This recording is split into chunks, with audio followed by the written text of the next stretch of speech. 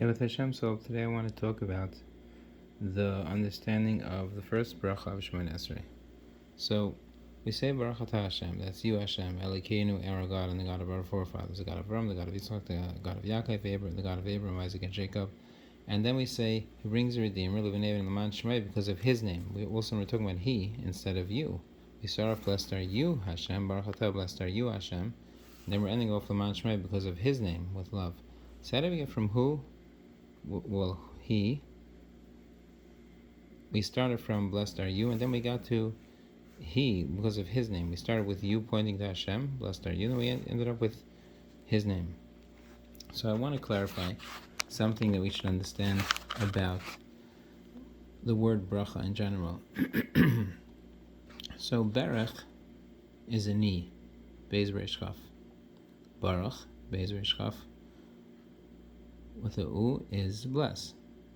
Brecha is a spring of water, and lahavrich is an interesting Hebrew word where you would take, let's say, the vine of a grapevine, and you take and you put it back into the ground, and suddenly it grows roots from the other side, and now it's getting strength from both sides, and you end up being mavrich.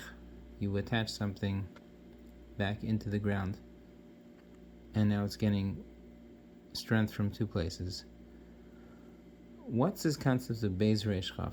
So first of all, interesting, Beis is double of Aleph, Reish is double of 100, is 200, and Chaf is double of 10, which is 20. It's a doubling. The whole word is a doubling word. Second of all, what is this word Beis Reish Chaf Baruch? So let's think about it for a second. When I bend my barak, when I bend my knees, and then I want to jump forward, I'm using the strength of the ground, and I want to move. So my knee is that pivotal point where I attach myself to the strength of the ground, and that's that spot where I could use the strength of the ground to propel myself forward. That's a knee. So a knee is that point that takes the strength of one and gives it to the other. When you have a brecha, when you have a spring of water, you have underwater, you have underground, you have water, and then you have a spot where there's a hole, and then from there water comes out. The strength of the earth underneath, the water underneath comes out onto the earth. That's a brecha, a spring of water. Bracha, a baruch, when I give somebody a bracha, what happens is I'm blessing him. I have goodwill, good wishes, a prayer for good for somebody, and what I do is I give it forward to him. I bless it out of myself to him. So bracha is that point where I take what I want and I give it to somebody else, the goodness that I have. And mavrich is that spot where in the ground where I have the strength of the underground, where I attach into the ground and I take out strength from the ground into this. So that's that point of strength where I double, where I, Beis Reish Chaf.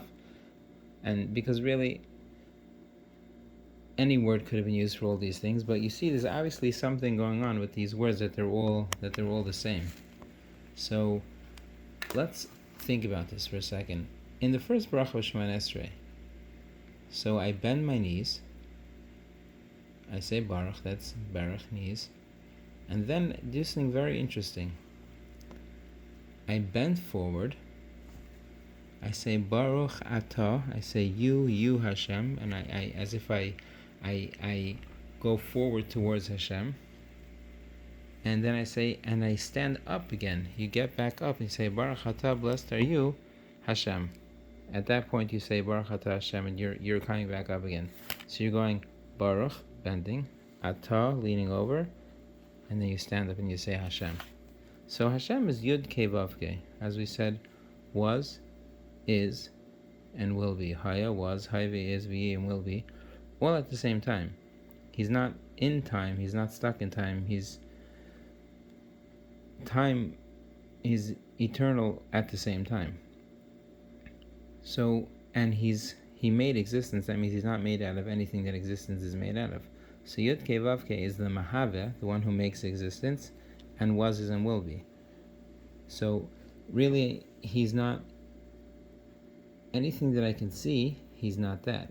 Anything that I could understand, even I understanding, he's not that either. He's infinite. So how in any way can I attach to Hashem? Because really Hashem is infinite. And Yud Ke Vav Ke is that name of Yud and a Hey and a Vav and a Hey is that name of Hashem, that of God, that I can't say because he has no definition. He's the infinite, the undefined one.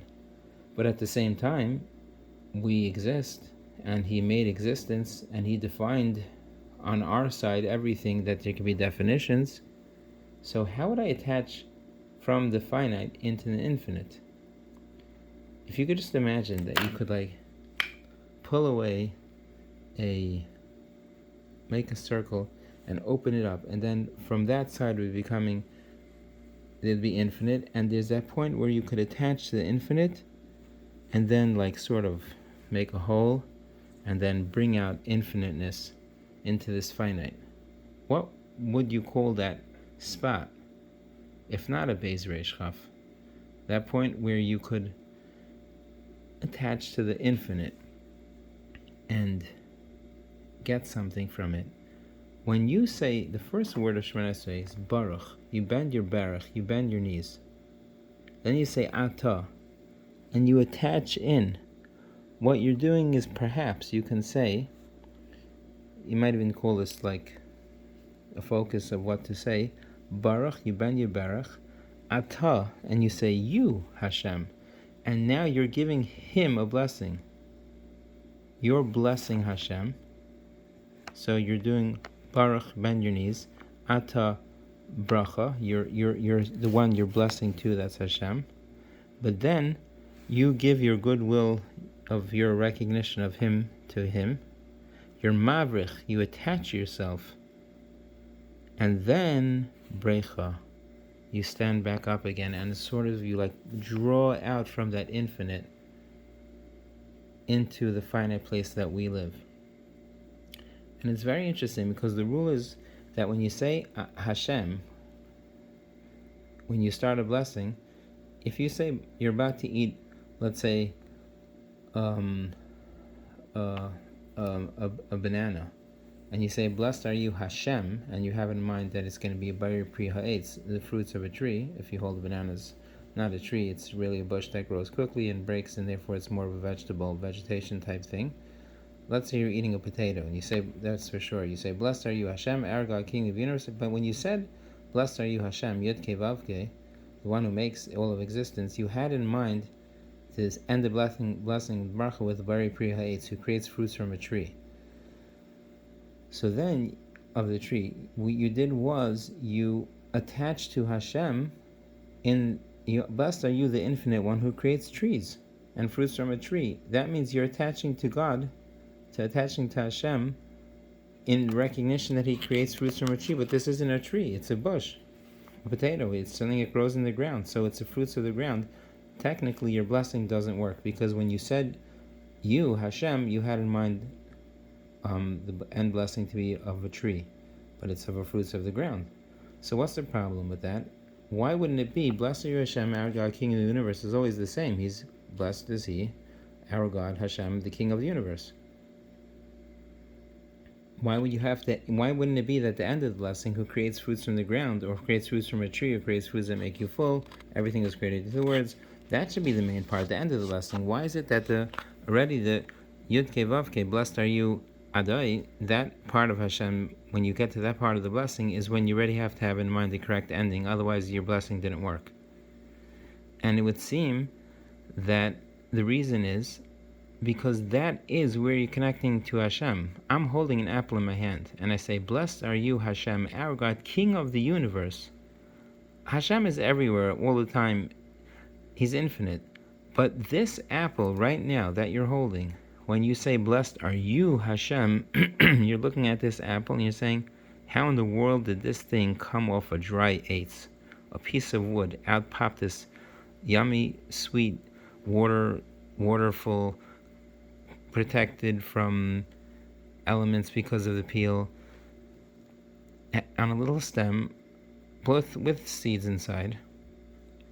You created this crazy thing. So when you're looking at that fruit, you say, you, Hashem, created this. So blessed are you, Hashem. This is the point of contact. That apple becomes that piece where you could pull away and open up to infinite. So you're saying, blessed, you bend your knees. Ata, are you, you attach.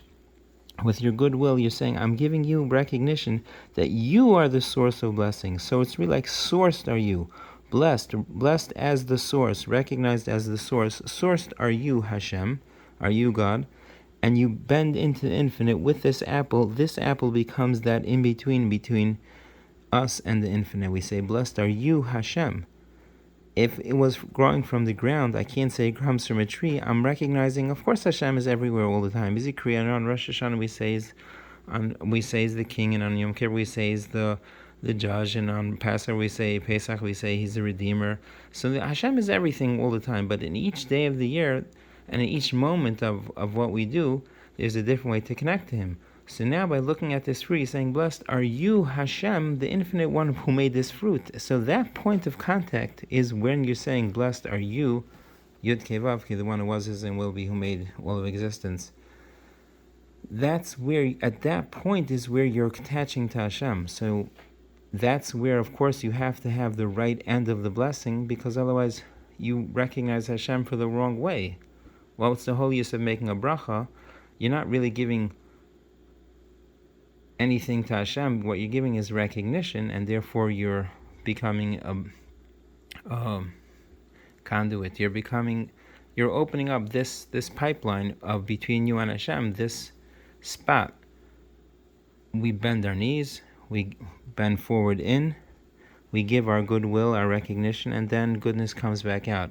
So it would have to be that you'd be attaching to Hashem through that. So that would make sense. Just the first words of Shemona Esrei, Baruch, you bend your baruch, you bend your knees. And you imagine that you're leaning forward, and you explode yourself forward with your baruch, with your knees, and you come towards the Hashem who's infinite.